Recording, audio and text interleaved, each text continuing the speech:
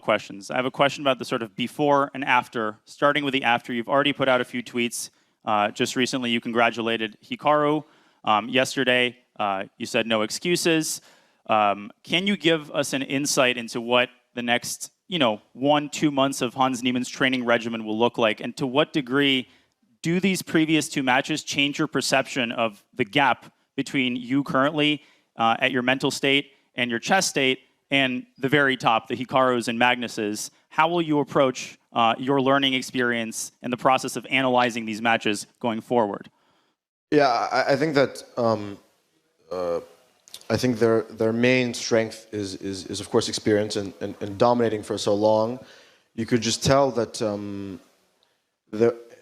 I think that a lot of these games, when both players are very strong, it comes down to these scrambles. It comes down to the minute details that aren't even chess related when it comes to time management. And because I wasn't as sometimes you just the art of time management is something that I don't think any chess player comprehends. Sometimes you just manage your time in the right way and everything goes well. So I think that on a purely positional understanding, strategic, on that level, I don't feel that I'm inferior.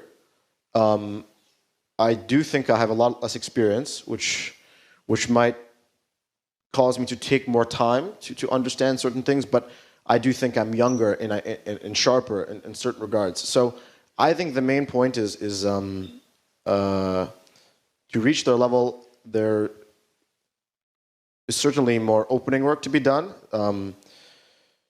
As in these other matches, I was in complete control, so I could play the Berlin every game. But obviously, when you deviate and they're in control, they're going to try to kill the game. It's a very delicate thing. So I think that's with some opening work and more experience, and perhaps the right mindset, I do think that I can defeat them. There were moments where I felt like some holes and some weaknesses, and some openings, but they're very, very small, and you need to be very efficient to do that. So I have about 2 weeks. I'll be playing I've been invited to an invitational event. It's a big surprise. I'm playing the Gashimov Memorial. It's a Rapid Blitz tournament, and then obviously at the exact same time as this, I'll be playing the Champions Chess Tour. So I won't have much break, but I'm looking forward to the next year, and I think that I'm obviously only 21. But I think that the most important thing about to leave from this is that my main objection against, let's say, my critics in the chess world is that I just simply want the opportunity to play. So I'm glad that I qualified and I got to play. I'm not asking for special treatment. All I want is the chance to prove myself, and I'm appreciative of the lessons I've learned. Of course, I might not be the most respectful person, but I would hope that you appreciate what has been done to me, and I think it's time to leave that in the past and let the chess speak for itself. I think your detractors and your fans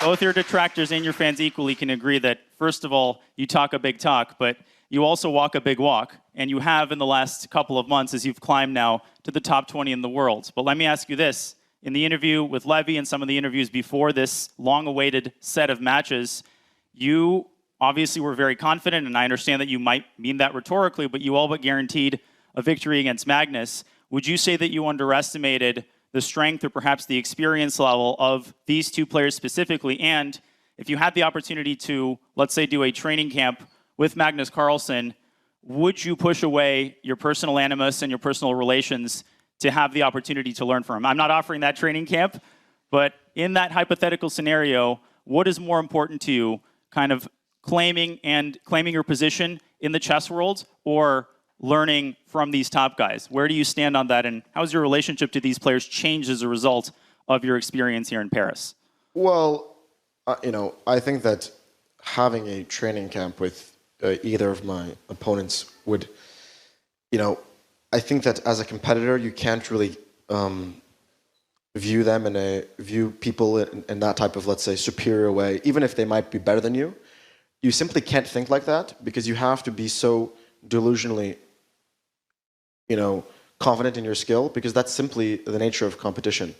And anyone who's competed at a high level will understand that if you don't believe in yourself, then it's never going to happen.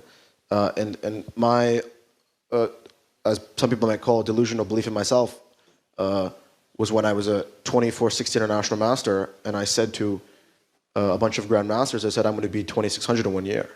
And every single one of them laughed at me. I remember being at a after party of a chess tournament, and they asked, who was the most talented player here? And not a single person said me. So while people might find my belief in myself controversial, I view it as a necessity for success. And with regards to my relationship with them, I am not the aggressor here. I'm just sort of an innocent bystander in everything that happened, unfortunately.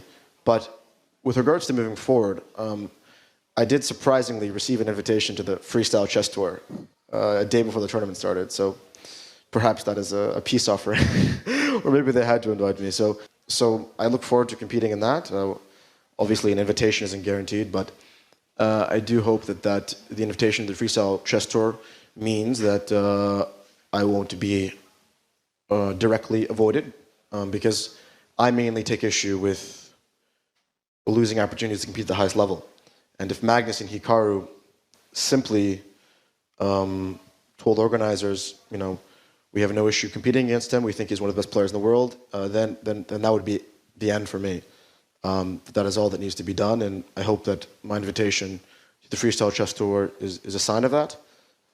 But I don't think I could do a training camp with them. I think I'll have some camps with Kramnik.